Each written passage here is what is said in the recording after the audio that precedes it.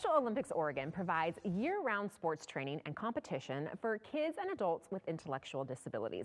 And not only are those athletes developing physical fitness, but they are learning life skills and making lifelong friends. And we are so happy to have Special Olympics Oregon on the show today. Britt Oas is the Chief Executive Officer, and Rachel Parsons is an Athlete Associate. Welcome. Thank you for having me. All right, so Britt, tell us more about Special Olympics Oregon. Well, we serve children and adults living with intellectual disabilities, and every county across the state has a local program where they can participate in 3 seasons of sport, 4 sports in each season. We have school programs, and we really use sport as a platform for fitness, nutrition, social engagement, inclusion. It's awesome. Yeah. Great way to burn calories after you eat a bunch of cake. Yeah, right. And Rachel, what makes Special Olympics Oregon so special to you? Special Olympics Oregon is my life.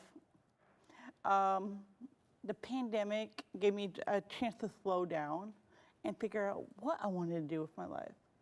And I'm like, I want to get more involved with SOAR, Special Olympics Oregon. But how do I? Then I figured out a way how, and it's become my life.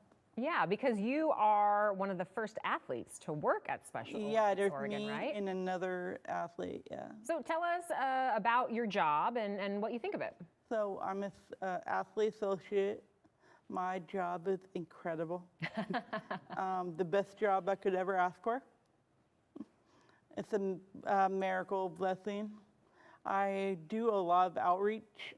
I work at competitions. A lot of phone calls, emails, but I love it. Yeah. A lot of sending out mail, stuff like that. So what sport do you play? I play bocce ball, basketball, and volleyball. Oh, tri-sport athlete. How long have you been playing, and how many medals do you have? I've been playing for 27 years. I most likely have I had a couple hundred medals, but we had to get rid of some. And my mom's like, okay, we're downsizing. Well, they had to start making them smaller because you had so many to wear. Yeah, I had like a box that I kept them in, so yeah. That's great. That's awesome. Congratulations. Thank you. Well, Special Olympics, Oregon is growing. Athletes are returning to the field after some disruption. So where do you see the organization in, say, 5 years? Well, we've almost doubled in athletes and volunteers just over the last year, having gotten back to in-person activities. I credit Rachel with a lot of that because the outreach that she does, she is out there calling, tracking people down, trying to get people re-engaged. And so it's an exciting time, and we expect that trajectory to continue to grow, and we're getting into more and more schools, and it's just so fun. There's opportunities for people all over the state to get involved as athletes and as volunteers. So yeah, I was going to ask, what is the organization's greatest need right now? Volunteers. We do. I mean, as coaches, in every sport, we train our coaches, so people shouldn't feel intimidated to get involved.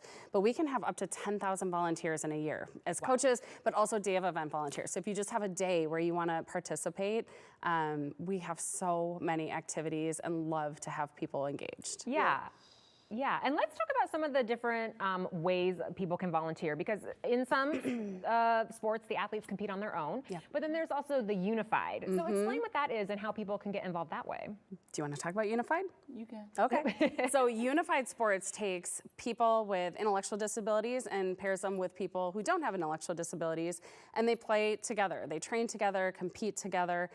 A great example of that, actually on Wednesday, people can tune in at noon to the MLS Unified All-Star Game that takes place before the actual MLS game. And we are sending 2 athletes, actually they're there right now, who are going to participate with 26 other states as part of this unified MLS match. And so it's awesome, really exciting. We have it in our school programs, we have it for adults, and so it's a great way for people with and without disabilities to be inclusive and to train and compete and socialize and develop friendships together. Yeah. So. And real quick, I do want you to talk about the plane pool. Yeah. I mean, we got to talk about that. It's a plane pool. I mean, it's a really fun event coming up in September, and you can get information on our website. But put together a team. There's really competitive leagues, and then there's just family friendly fun. But you literally pull a plane with a rope, and it's a competition to see who can pull it the furthest, fastest. It's so much fun. It's out in McMinnville, and just a great way to support the organization and raise some money for us. Yeah, So. awesome. And that information, the website was just on your screen. So yeah, volunteer if you can. I don't know, pull a plane. Pull a plane. Fun. Yeah. Thank you both for coming. We appreciate Thank you. We appreciate it. Or come out and watch the plane pull. There we go. it. Yeah, that's more my speed, Rachel. Thank you. All right, coming up, a special night of wine, fashion, and fun. And it's all to support families who need some postpartum support. We'll explain. That's next.